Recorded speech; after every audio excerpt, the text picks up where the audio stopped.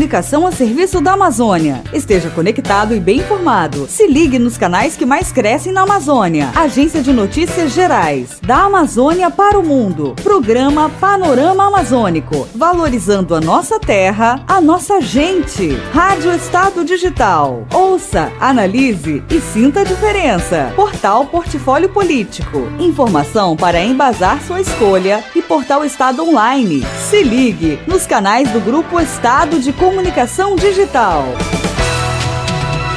Quer locomoção com segurança e conforto? Chame a Cooperduc. Fones 3226-3300, 3073-5780. Também pelo WhatsApp 98502-0279. Cooperduc. Veículos com ar-condicionado. Um serviço de alto nível a seu dispor. Cooperduc. Há décadas servindo a população paraense.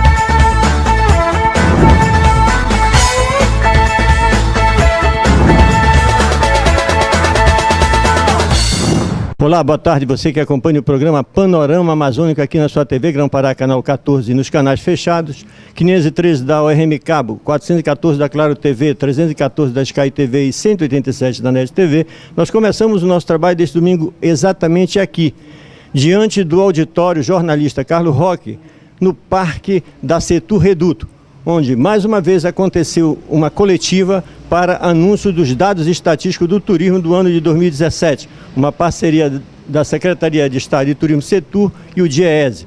Você vai ter matéria sobre isso no nosso programa. Você vai ter também os quadros Sindicalismo, Associativismo e Ações Comunitárias com o apresentador Agnaldo Barbosa da Silva do Sindicep. Você vai ter também Cultura Amazônica com o escritor, professor e poeta Alfredo Garcia. Você vai ter Agropecuária na Amazônia com o engenheiro agrônomo Manuel Moura. Você vai ter Parabólica Amazônica recheado de matérias e muitas novidades. Não sai daí que nós já estamos no ar.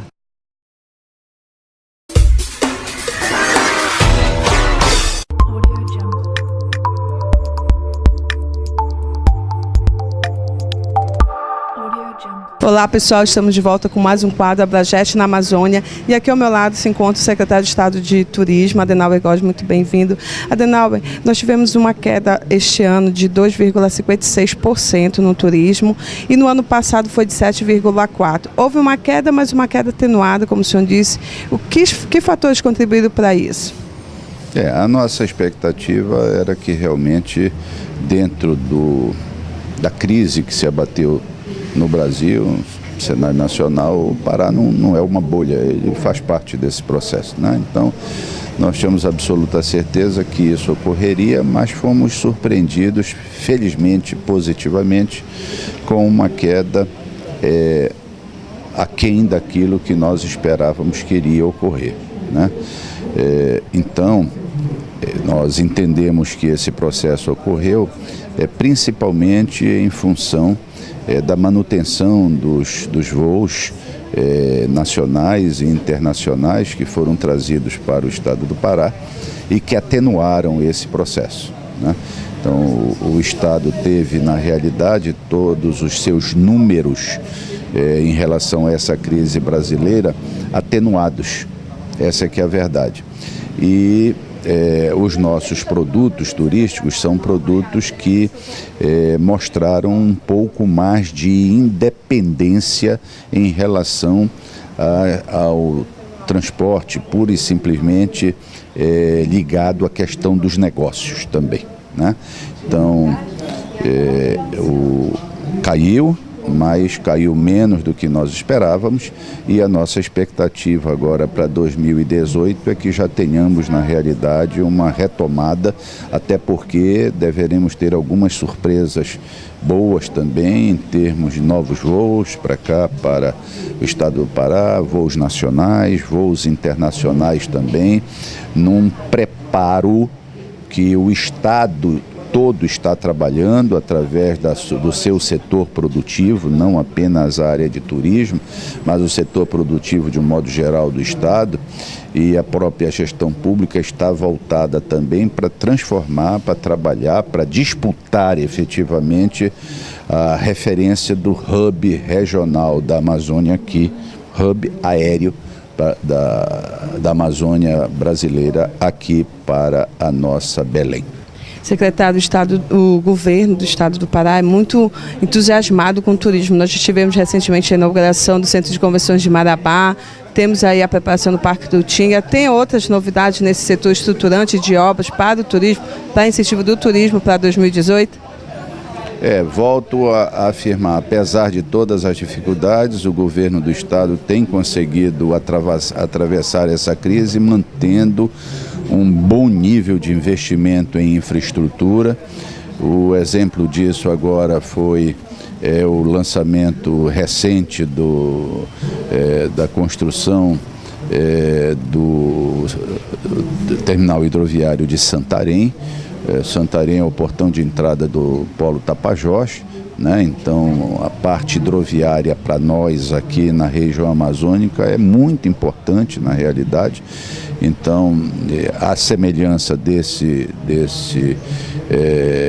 evento que estou me referindo, o governador Jatene também conseguiu colocar dentro do convênio com o Banco do Brasil uma parcela de investimentos infraestruturais significativo para o turismo, o que vai injetar algo em torno de 40 milhões de reais a partir deste ano no setor de turismo também em obras infraestruturais. Muito obrigada, secretário. É isso aí, pessoal. Acompanhe todas as notícias do turismo através do Panorama Amazônico. Até a próxima. Valeu!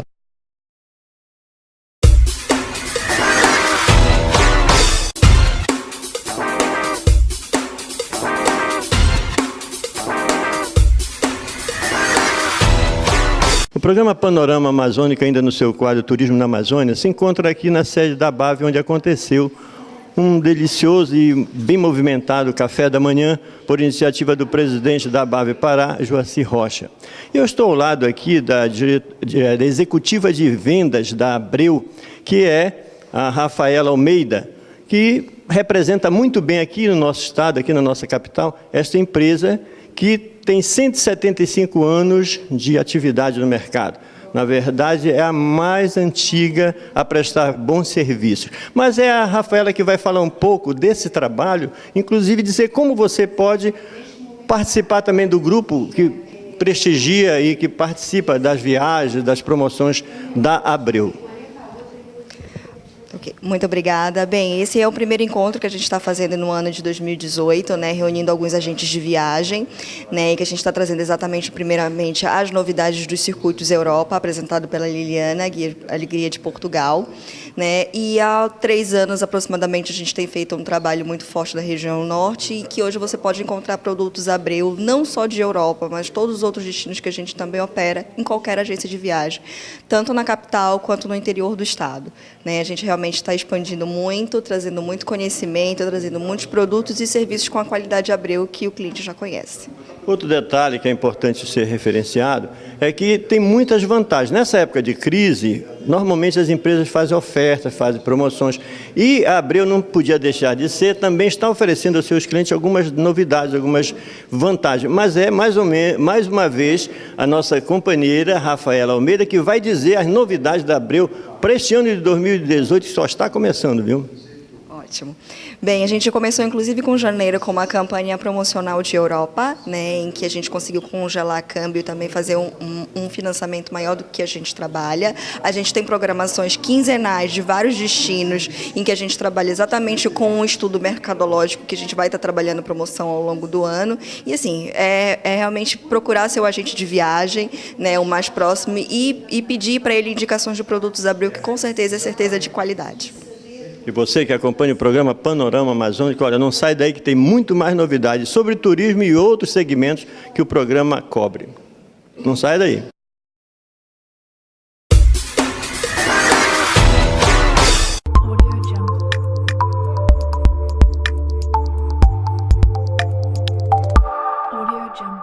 Programa Panorama Amazônico, quadro Cultura Amazônica, e hoje eu estou com literalmente um homem dos 1000 instrumentos. Em arte, ele trabalha como ator no palco, teatro, cinema, televisão, autor de roteiros, autor de peças de teatro. Bom, deixa ele mesmo falar dessas múltiplas atividades. Adriano Barroso, uma honra para o nosso programa recebê-lo e principalmente revê-lo após bastante tempo afastado do teu convívio, Adriano. Prazer te ter aqui. Prazer meu, prazer meu. Me apresenta assim, cara, parece que quem faz muita coisa não faz nada. Tem uma estrada longa, mas acho que as coisas estão todas deslinkadas, né?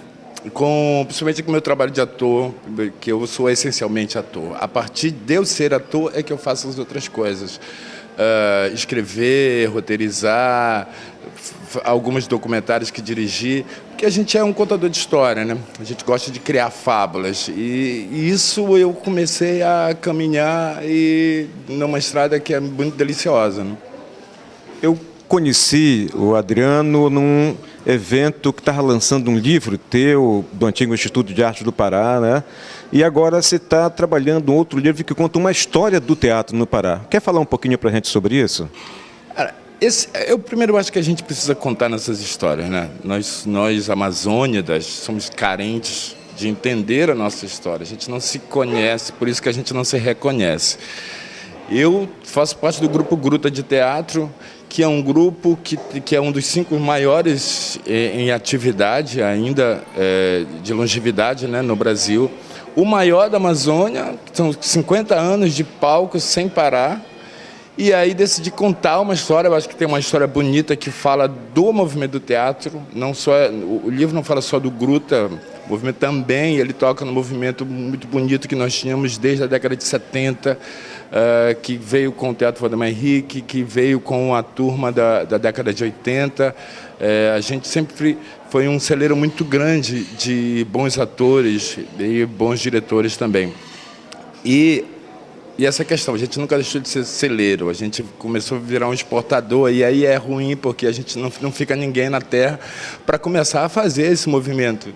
Então resolvi contar essa história hoje, grato porque as respostas foram mais bonitas possíveis. A gente foi para lugares, trocar com grupos de teatro da periferia, que foi muito bonito, e dar a conhecer essa história. Eu acho que é mais bacana, como eu disse, sou um contador de história, né? É mais bacana falar um pouco desse percurso, e neste percurso o Gruta vem falando também de todos os grandes diretores, né? Geraldo Salles, Vlad Lima, Grupo Experiência, Lisotar Barata, enfim. Todo esse movimento que fez o Belém ser um lugar onde pulsa muito teatro. Apesar de hoje a gente ter os acessos cortados, mas Belém sempre pulsou muito. É isso. Adriano Barroso, com maior orgulho, recebemos você aqui. O livro do Gruta vai partir para uma segunda edição e o Adriano Barroso voltará uma outra oportunidade para falar conosco sobre essa segunda edição. Cultura Amazônica, dentro do programa Panorama Amazônico, a gente volta daqui a pouquinho. Quadro Cultura Amazônica, dentro do programa Panorama Amazônico, voltando com as nossas dicas de leituras. O livro que traz a história, literalmente a biografia de um grupo de teatro nascido na periferia da cidade de Belém, em Icoaraci, para contá-la para o resto do Brasil, este livro que está aqui à minha direita, do autor Adriano Barroso, relata, primeiro, grandes espetáculos, história dos atores que constituíram o grupo e também muito do teatro e da vida teatral em Belém nas décadas de 70, 80 e 90. É mais uma leitura recomendada do quadro Cultura Amazônica dentro do programa Panorama Amazônico. A gente volta na próxima semana.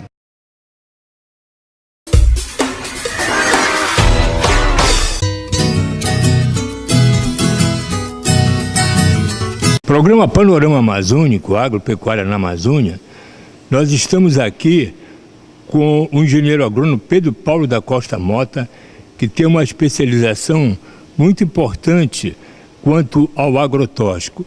Além dessa especialização, ele também, como engenheiro agrônomo, ele participa do CREA, que é o Conselho Regional de Engenharia e Agronomia. Ele é conselheiro e também ele é o titular da coordenação da Comissão de Agronomia do CREA. E ele vai nos falar sobre dois assuntos importantes. O primeiro é a questão do agrotóxico. O agrotóxico que tem uma importância muito grande para nós que consumimos os alimentos, e ele vai falar também sobre o receituário agronômico. Então, Pedro Paulo, os nossos microfones aqui do programa Panorama Amazônico estão à sua disposição. A gente agradece mais uma vez a oportunidade desse conceituado programa de falar de agrotóxicos. Agrotóxicos são produtos também denominados fitossanitários ou fitofármacos, agroquímicos, defensivos agrícolas. São utilizados para combater as pragas e as doenças que atacam as lavouras. São produtos também que apresentam determinado grau de toxicologia, são produtos tóxicos que podem provocar danos à saúde e ao meio ambiente. E aí por isso eles têm de ser manuseados com todo cuidado para que não prejudiquem tanto a saúde do aplicador como do consumidor de alimentos, como também a preservação do meio ambiente.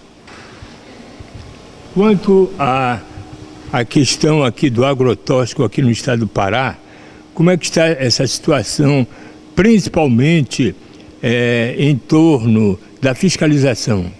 Como eu falei, agrotóxico, eles são produtos perigosos, eles precisam ter uma prescrição que a gente chama de receituário agronômico, que é o documento que o profissional habilitado pelo CREA, no caso o engenheiro agrônomo ou o engenheiro florestal, vai recomendar para o agricultor, o grande ou o pequeno, fazer a aplicação na sua lavoura, obedecendo todos os cuidados, tanto na dosagem, como na utilização do equipamento de proteção individual, quanto ao equipamento que ele vai usar, se é um pulverizador costal, um pulverizador costal motorizado, um trator e assim por diante. Então tem um receituário agronômico, é um instrumento que vem toda a orientação, a denominação, a localização da propriedade, a dosagem, a quantidade que o produtor vai adquirir, os cuidados que ele deve ter, o momento de aplicação, então tudo isso é importante.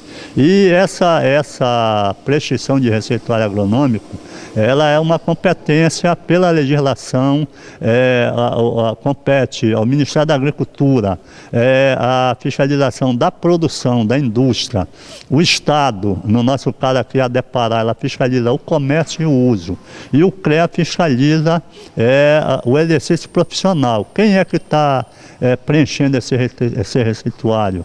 É um leigo? É um engenheiro agrônomo? É um florestal? Então cada um, de acordo com a legislação federal, a Lei 7.102 e o seu decreto 4.074, tem a sua atribuição. Ok. Esse é o programa Panorama Amazônico, Agropecuária na Amazônia, que entrevistou o engenheiro agrônomo Pedro Paulo da Costa Mota. Voltaremos no próximo domingo, se Deus quiser. Quer locomoção com segurança e conforto? Chame a Coperduc. Fones 3226-3300, 3073-5780. Também pelo WhatsApp 98502-0279. Coperduc. Veículos com ar-condicionado. Um serviço de alto nível a seu dispor. Coperduc. Há décadas servindo a população paraense.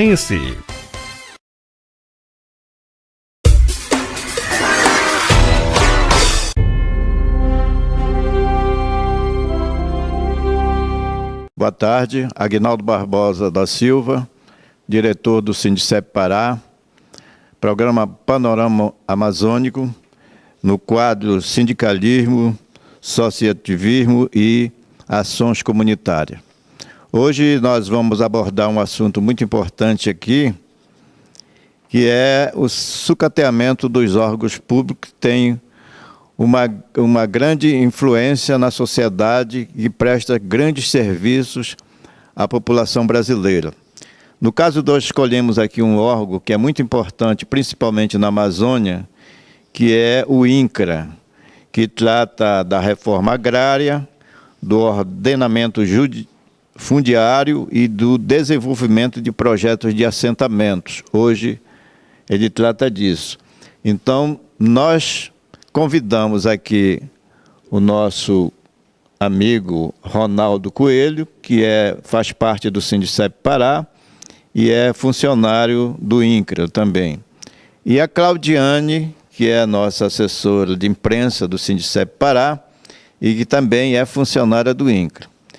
E nada melhor do que essas duas pessoas que têm, né, uma liderança lá dentro do INCRA para falar dessa questão do sucateamento desse órgão que está esvaziado de alguma forma, né? Não há um certo investimento e muita incumbência que esse órgão tinha foi retirada pela política governamental. O que é que vocês podem nos falar, Ronaldo, sobre essa questão?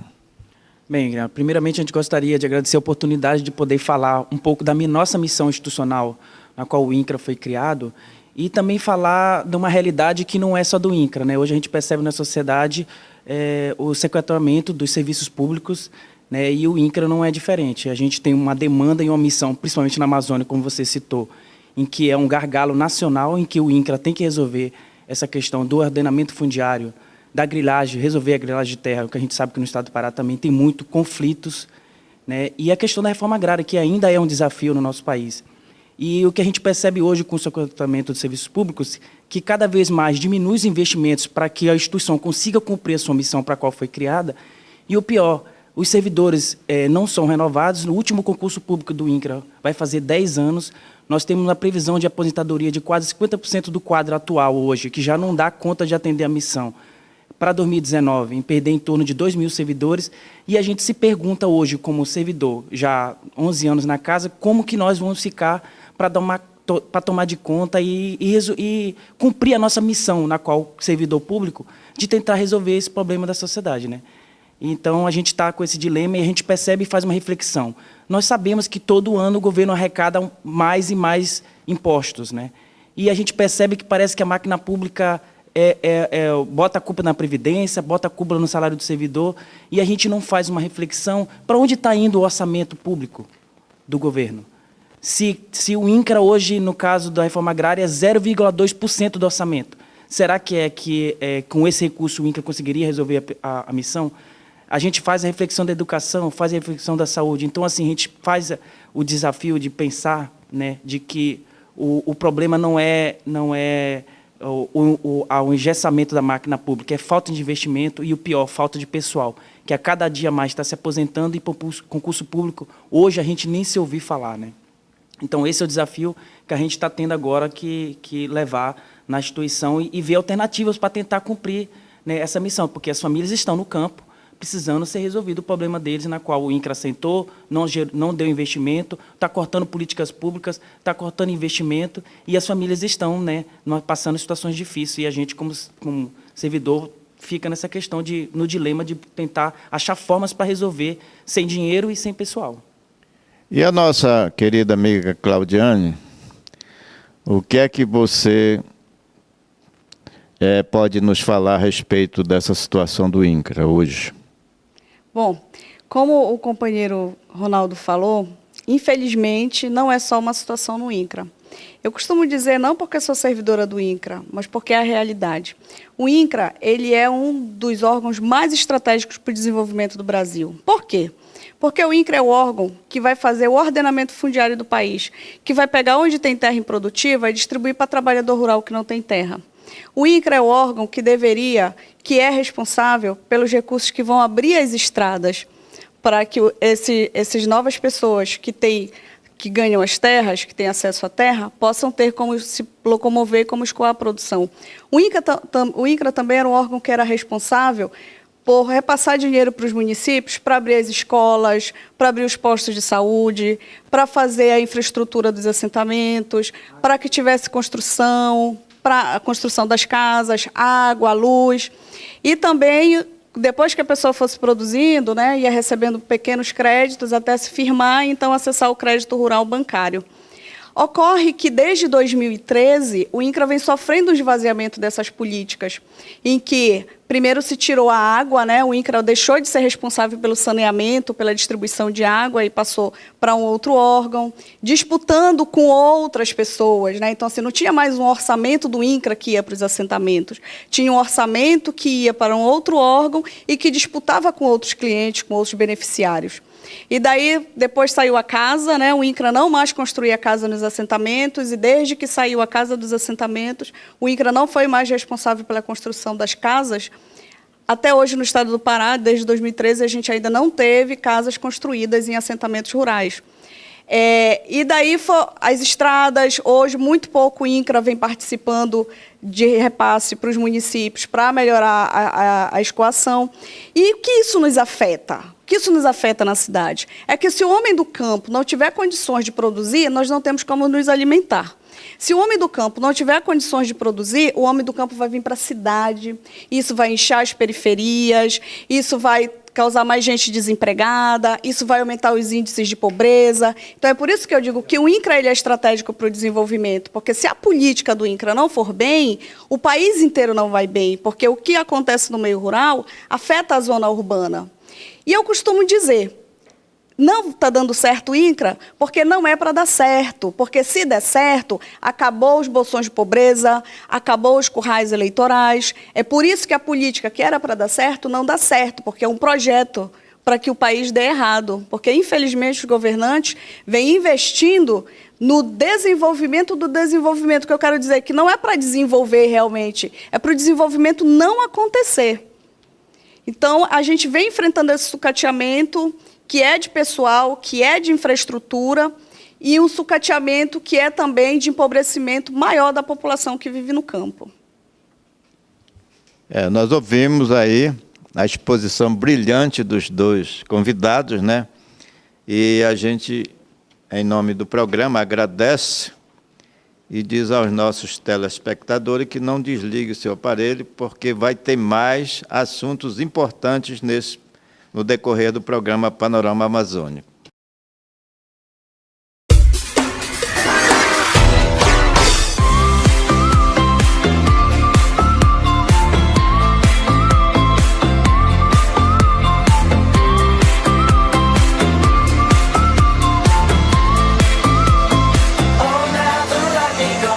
Olá, queridos telespectadores do programa Panorama Amazônico. Vocês estão aqui comigo, a cerimonialista Luciana Mendes, no quadro Mundo dos Eventos. A partir deste programa, estarei com vocês mostrando todo esse glamour que nós temos no mercado de eventos dentro do estado do Pará. Espero que vocês curtam. E para falar um pouco sobre esse mercado de eventos, eu trouxe dois colegas cerimonialistas, assim como eu, que atuam ativamente dentro do estado do Pará, principalmente na nossa capital, aqui em Belém. Comigo aqui ao meu lado, o meu colega Paulo Ricardo. Paulo, eu gostaria de perguntar para você, contextualiza para todos de casa conhecerem um pouco de como é que é o mercado de eventos dentro do estado do Pará e em nível de Brasil. O que é que ele tem de novidade? Esse mercado vem crescendo, ele está na contramão da crise. O que é que você pode nos contar? O mercado no Brasil é um mercado bastante promissor. Aqui na região norte, por exemplo, é um mercado que está crescendo e está se desenvolvendo cada vez mais. Muitos cerimonialistas estão fazendo um grande papel e se destacando cada vez mais para o nosso estado, levando isso até para fora de Belém. Muito bom. Esse impacto na economia, inclusive, a gente vê que em pesquisas, por exemplo, como o Sebrae nos traz estatísticas maravilhosas, mostrando que o mercado de eventos, ele não tem crise, né? É um termo que vem sendo usado. Por quê? Porque quem trabalha com eventos está o tempo todo se reinventando. Você vê o mercado de eventos dessa forma? Sim. Porque o profissional hoje, ele tem que estar sempre fazendo essas mudanças, fazendo adaptações no seu trabalho, para que ele esteja sempre à frente e trabalhando de forma bem suscetível ao mercado. Sim. E outra colega que eu estou aqui ao meu lado é a cerimonialista Suelen Leite. Muito obrigada, Suelen. Suelen, para você, cerimonialista, como é realizar sonhos? Nossa, para mim é muito gratificante. Eu escolhi essa profissão porque eu acho sempre está inovando, a gente tem a possibilidade de trabalhar com a nossa criatividade, de ajudar a realizar um sonho onde a pessoa realmente, 15 anos, por exemplo, onde está realizando ali o sonho da mãe, da filha, de toda uma família, um casamento, onde toda aquela família entra nessa história. É muito lindo. Eu acho que a nossa profissão é uma profissão muito gratificante, muito bonita e pouco valorizada um pouco, mas que é muito, muito gratificante para mim. Gosto muito. Você tocou num ponto que eu também quero falar, justamente sobre a valorização da profissão de cerimonialista. Para quem está nos assistindo em casa, nós atuamos com organização de eventos, né? Então nós somos a ponte entre você que nos contrata para fazer os 15 anos da sua filha, o seu casamento, a sua festa de formatura. E nós somos o elo de ligação entre todos aqueles fornecedores que você contrata. Para quê? Para que nós façamos com que o seu evento seja um sucesso de fato, né? Por muitas vezes, o profissional que trabalha com cerimonial, ele é o último a ser contratado, né, Suelen? E para a gente isso é muito triste, na verdade, porque se nós somos esse elo de ligação que vai fazer com que o evento seja um sucesso, por que contratar no final? A gente aproveita e deixa essa fala aqui, que eu vou pedir para a Suelen contribuir também, do quão importante é o papel do cerimonialista no seu evento, para que de fato ele seja um sucesso. Então, Suelen, me conta um pouquinho sobre isso. O cerimonial, na verdade, o cerimonialista deveria ser o primeiro contrato, né? Porque é ele que vai conduzir o seu evento. É ele que vai fazer com que o seu evento aconteça de forma organizada, de forma com que você até economize, porque ele vai agir de acordo com os seus orçamentos. Ele vai te proporcionar com que você tenha o seu sonho realizado de forma organizada, planejada e eficaz. O cerimonialista, com certeza, é o primeiro contrato.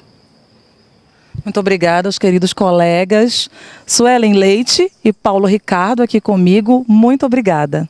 Quer locomoção com segurança e conforto? Chame a Coperduc. Fones 3226-3300, 3073-5780. Também pelo WhatsApp 98502-0279. Coperduc. Veículos com ar-condicionado. Um serviço de alto nível a seu dispor. Coperduc. Há décadas servindo a população paraense.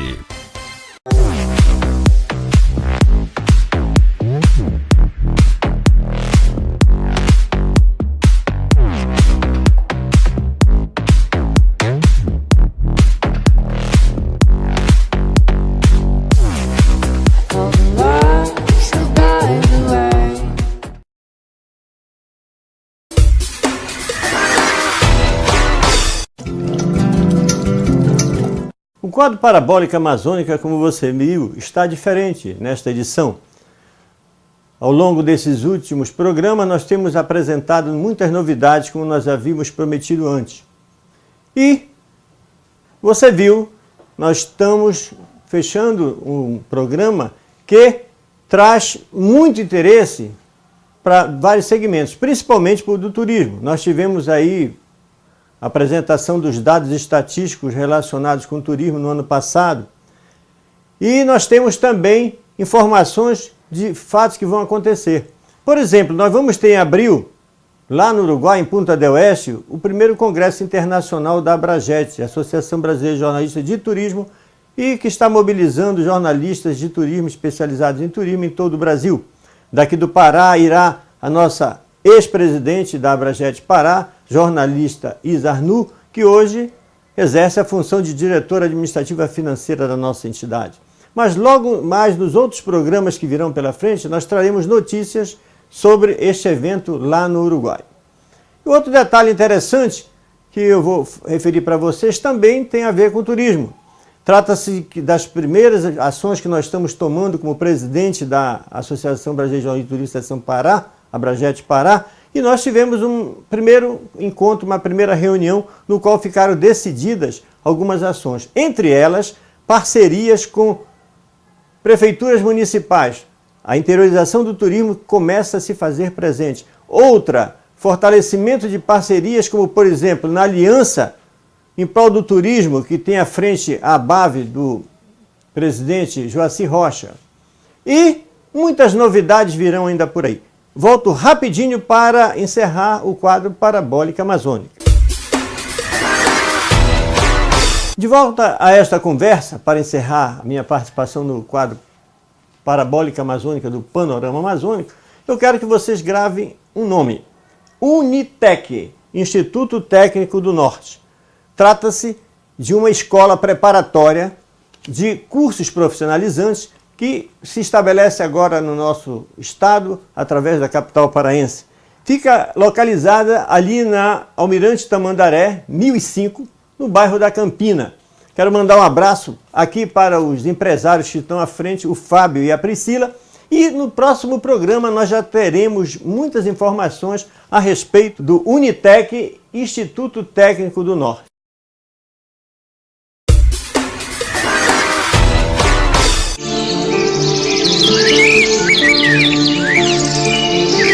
Olá, minha gente. Vamos exibir agora a segunda e última parte do documentário A Mandioca.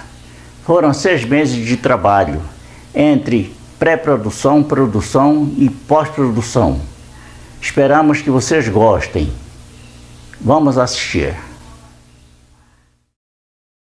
Isso aqui que você está vendo é o capoeirão. É que o agricultor faz o seu roçado, ele broca, como é chamado, a roçação, derruba, queima e faz o plantio. Este aqui é mais um roçado para a plantação da mandioca. E agora está sendo feita a limpeza e em seguida a plantação.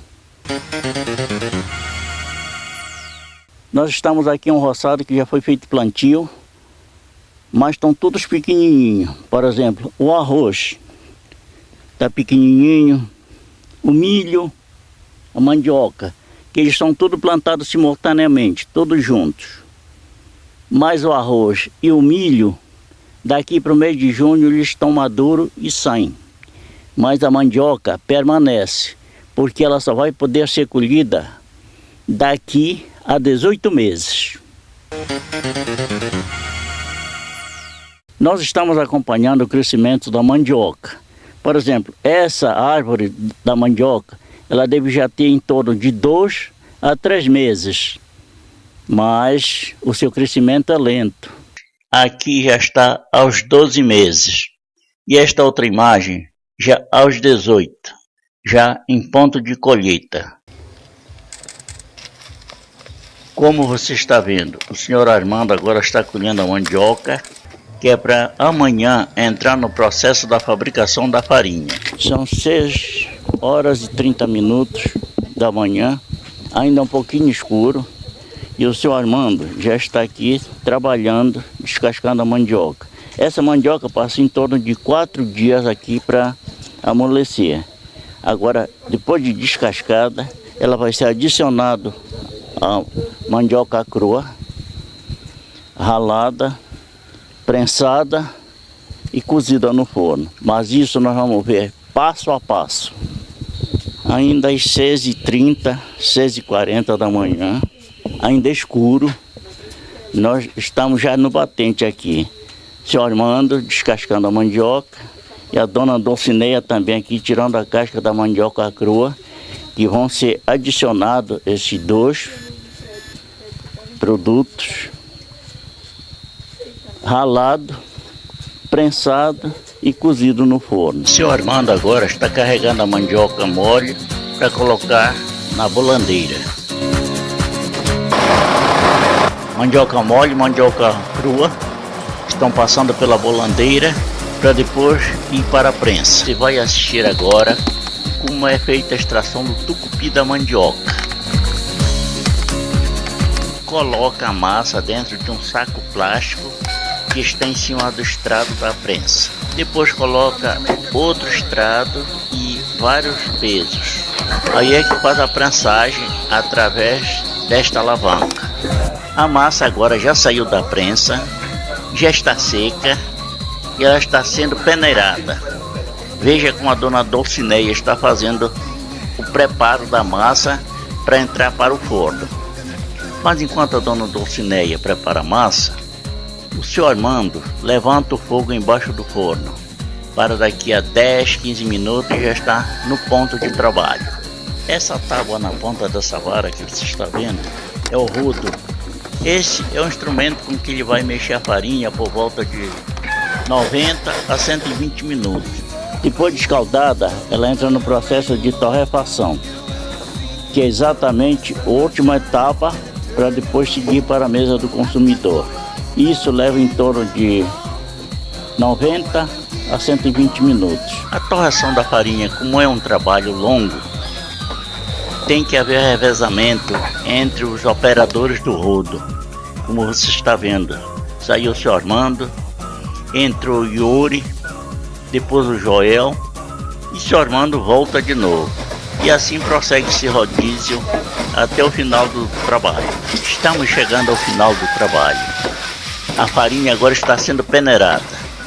Essa parte embaixo é a que vai para a mesa do consumidor. E a que está dentro da peneira só serve para alimentação de aves e outros animais. É o chamado bagarrão. Bem, chegamos ao final do trabalho. A farinha está pronta, peneirada e agora está sendo espalhada para esfriar o mais rápido possível, para que ela possa chegar até a mesa do consumidor.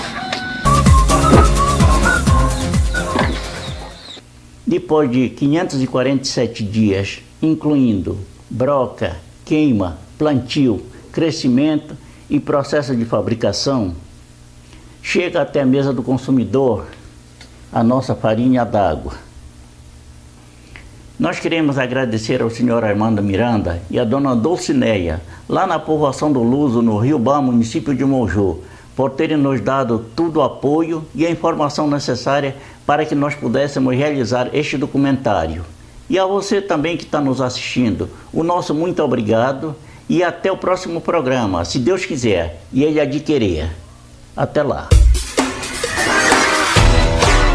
E o nosso programa chega ao seu encerramento ainda aqui no Parque da Setur Reduto, onde, como você viu, aconteceu a divulgação dos dados estatísticos do turismo no estado do Pará no ano de 2017.